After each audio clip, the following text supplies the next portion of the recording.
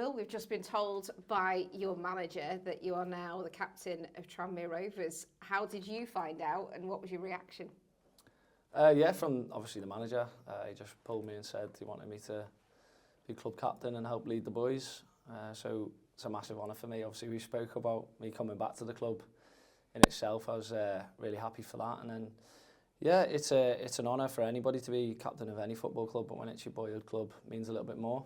But it's certainly something that won't go to my head or change me as a person. I've always been a leader, always been someone that I think players can look up to and think like he'll stick with me. You know, he'll improve me as a player, and I have high standards as well as a player. I always have.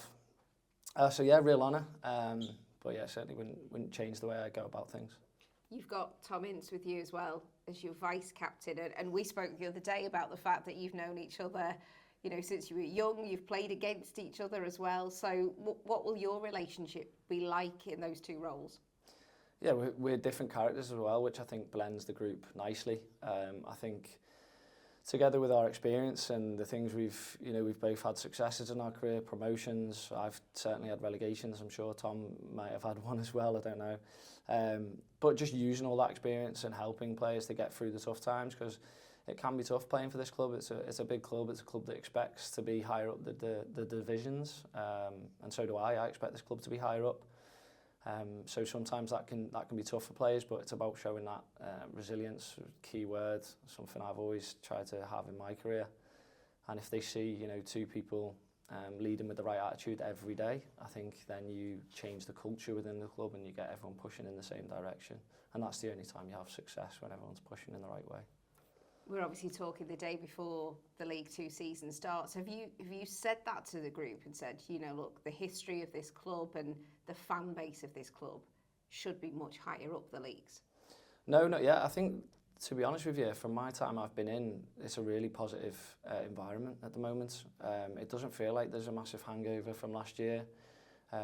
Obviously, I'm sure there's players that were involved in that last year. I've been involved in tough seasons as well. We all have. That may still be thinking about that, but to be honest with you, you know, I wouldn't just say this because I'm in front of a camera. It feels really positive at the moment, and yeah, there'll be some words said tomorrow, but actions speak louder than words, don't they? It's about how we perform on the pitch to get the fans behind us.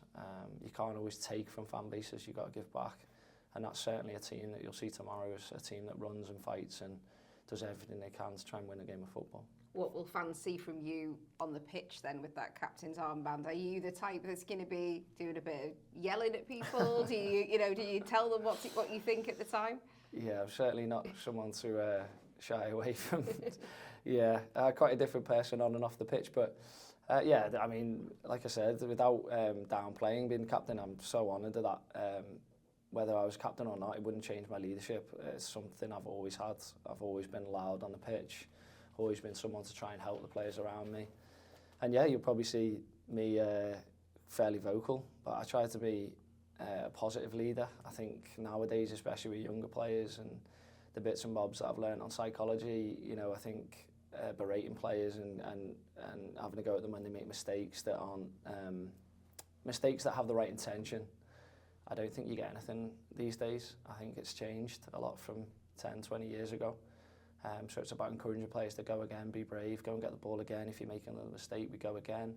And I saw that a little bit last season. It felt like it came into a point where the players were really worried about making mistakes and you become anxious as a player.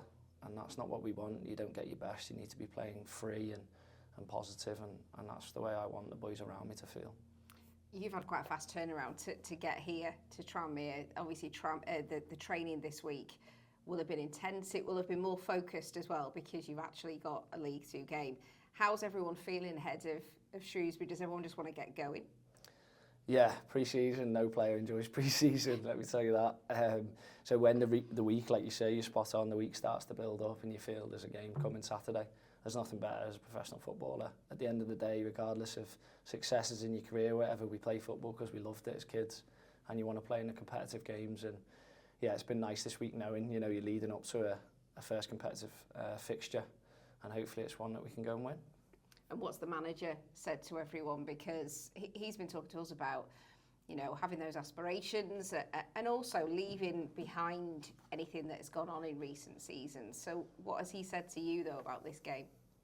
Yeah, you can never get too obsessed with one game. So there'll never be, you know, from my conversations with the manager and what I can feel from him, he's quite measured in the fact that he knows it's a long season. You can't all now say we have to beat Shrewsbury on Saturday, otherwise we're not going to have a good season. But of course we want to try and win the first game. We're going to do everything we can. But yeah, you can't put everything on this first game. But what we said is, you know, the past is gone. It has to be gone. Loads of new signings, good feel about the place. Like we said, you know, when we spoke last week, you can feel it. The staff feel energised.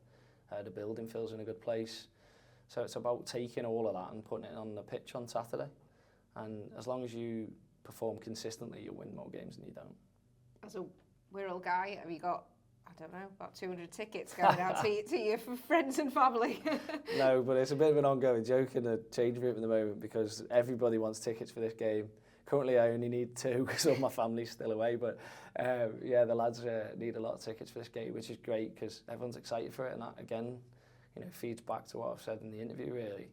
It feels a positive place. People want to come and perform, and I hope the fans feel that as well on the pitch, and it can be a positive start to the season. Well, good luck. Everyone's got the fingers crossed with Tranmere the whole season, and congratulations again. Thank you very much. Thank you.